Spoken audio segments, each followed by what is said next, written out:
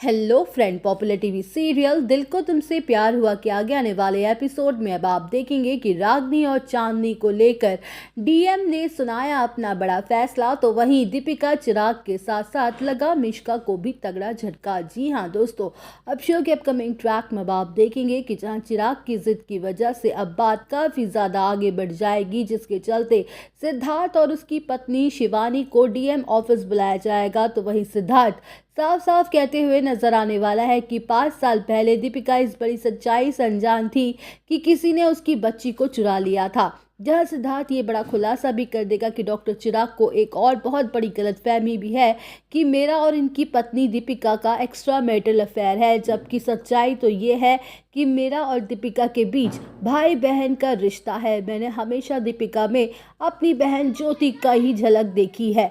तो वहीं सिद्धार्थ मिश्का की तरफ देख के ये बड़ी बात कह देगा कि पता नहीं किसने चिराग की आंखों पर गलतफहमी की पट्टी बांध दी है, जिसके चलते चिराग ने अपनी पत्नी को ही गलत समझ लिया है।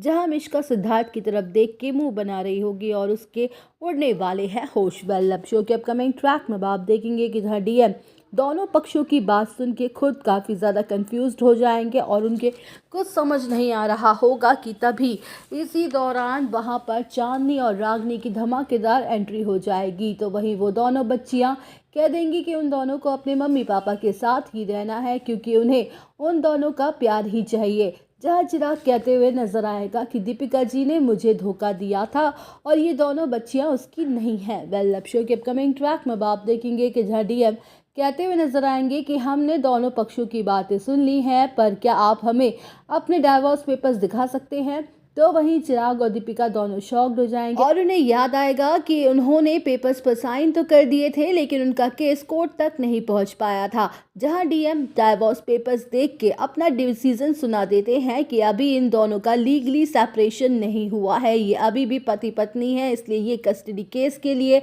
अप्लाई नहीं कर सकते हैं। इन्हें 6 महीने साथ रहना ही पड़ेगा, इसके बाद ही आगे का प्रोसीजर फाइनलाइज्ड हो पाएगा और बच्चियों का अपने पेरेंट्स के साथ रहना भी ज़रूरी है, तभी वो डिसाइड कर पाएंगी कि वो किसके साथ रहना चाहती हैं।